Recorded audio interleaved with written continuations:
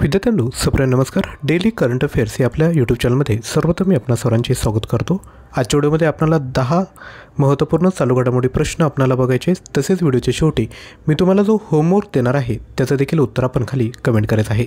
जर आपल्याला हवं असेल तर आजच्या व्हिडिओचा स्पीड 1.5x करा, म्हणजे तुम्ही कमी वेळात जास्त प्रश्न या ठिकाणी बघू शकता। प्रश्न पहिला आहे, घग्गर नदीच्या खोऱ्यातील पूर नियंत्रणासाठी महत्त्वाचे असलेले कौशल्य धरण कोणत्या भारतीय राज्यात आहे? आपल्याला जर ऑप्शन रीड करायला टाईम हवा असेल तर आपण व्हिडिओ पॉज करा आणि स्वतः देखील ऑप्शन या ठिकाणी रीड करू शकता। याचं जे राईट आन्सर आहे ते आहे ऑप्शन क्रमांक डी, हरियाणा। हरियाणाची स्थापना झाली आहे 1 नोव्हेंबर 1966ला। मुख्यमंत्री आहेत नायब सिंह सैनी, राज्यपाल आहेत असीम कुमार घोष आणि राजधानी आहे चंदीगड। प्रश्न 2, कोणत्या देशामध्ये 6.3 रिश्टर स्केलचा भूकंप झाला आहे? तर तो झाला आहे ऑप्शन क्रमांक बी, अफगाणिस्तान या देशामध्ये। यानंतर पुढील प्रश्न, पंतप्रधान मोदींना जपानमध्ये नुकतीच भेट देण्यात आलेली दारुमा बाहुली कोणत्या ऐतिहासिक गोष्टीवर आधारित आहे? तर याचा राईट आन्सर आहे ऑप्शन क्रमांक सी, बुद्धी धर्म।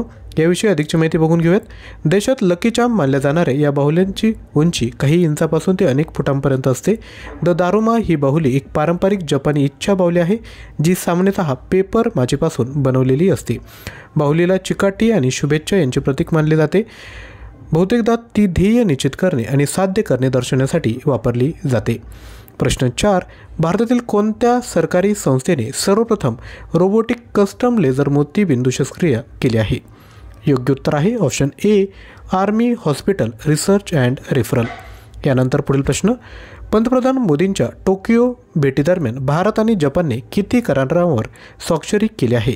तर हे आहे एकूण 21 करार। लक्षात घ्या, स्वाक्षरी केलेले करार 21 करार आहे आणि सामंजस्य करार आहे। यामध्ये काय काय आहे तर कृत्रिम बुद्धिमत्ता म्हणजेच आर्टिफिशियल इंटेलिजन्स, सेमीकंडक्टर विकास, 5G आणि 6G तंत्रज्ञान सहकार्य, स्वच्छ ऊर्जा आणि हरित हायड्रोजन प्रकल्प, सागरी सुरक्षा आणि इंडो पॅसिफिक सहकार्य, तरुणांसाठी कौशल्य विकास आणि विनिमय कार्यक्रम।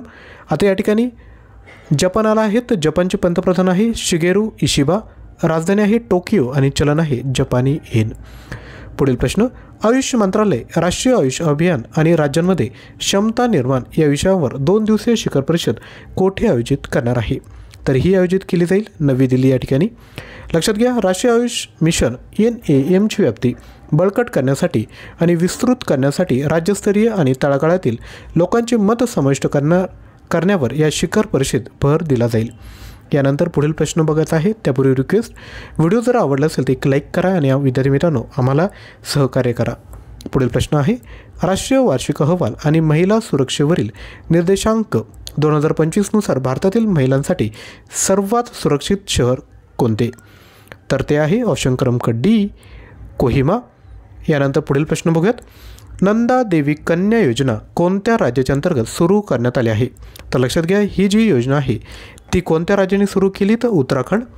अजून बाकीच्या ज्या योजना आहेत त्या बघून घेऊयात। राजश्री योजना राजस्थान, लाडकी बहीण योजना महाराष्ट्र, माझी कन्या भाग्यश्री योजना महाराष्ट्र, कन्याश्री योजना पश्चिम बंगाल, भाग्यलक्ष्मी योजना कर्नाटक, लाडली लक्ष्मी योजना मध्य प्रदेश आणि माझी कन्या भाग्यश्री योजना याचं नाव आता बदलण्यात आलं आहे आणि ते बदललेलं नाव काय खाली कमेंट करा। पुढील प्रश्न 9, केंद्रीय मंत्री अश्विनी वैष्णव यांनी भारतातील पहिल्या टेम्पर्ड ग्लास मोबाईल उपकरणांचे उत्पादन सुविधेचे उद्घाटन कोठे केले? तर लक्षात घ्या, हे जे केलं आहे ते केलं आहे नोएडा या ठिकाणी। यानंतर पुढील प्रश्न, राज्य ऊर्जा दक्षता निर्देशांक म्हणजे स्टेट एनर्जी इफिशियन्सी इंडेक्स 2024मध्ये महाराष्ट्र राज्याचा कितवा क्रमांक आहे? तर महाराष्ट्राचा आहे पहिला क्रमांक, दुसऱ्या क्रमांकावर आहे आंध्र प्रदेश, तिसऱ्या याच्यावर आहे आसाम आणि चौथ्या क्रमांकावर आहे त्रिपुरा। तर अशा पद्धतीने 10 प्रश्न बघितले आहेत। कालच्या व्हिडिओमध्ये तुम्हाला जो प्रश्न विचारला होता, BCCIचे अध्यक्ष रॉजर बिनी यांनी राजीनामा दिल्यानंतर त्यांच्या जागी हंगामी अध्यक्ष म्हणून कोणाची नियुक्ती करण्यात आली? तर याचं राईट आन्सर आहे ऑप्शन ए, राजीव शुक्ला।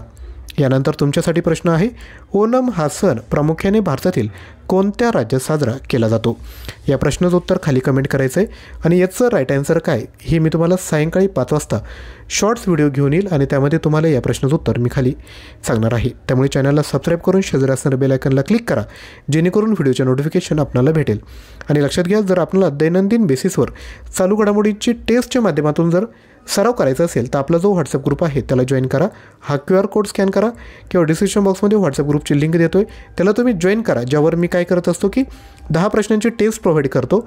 10 प्रश्न, 10 मिनिटे वेळ आणि 20 गुण अशा पद्धतीने त्या टेस्टचं स्वरूप असणार आहे. त्यामुळे तुम्ही ग्रुप जॉईन करायचा आहे, जेणेकरून तुम्हाला त्या टेस्टचे नोटिफिकेशन भेटेल.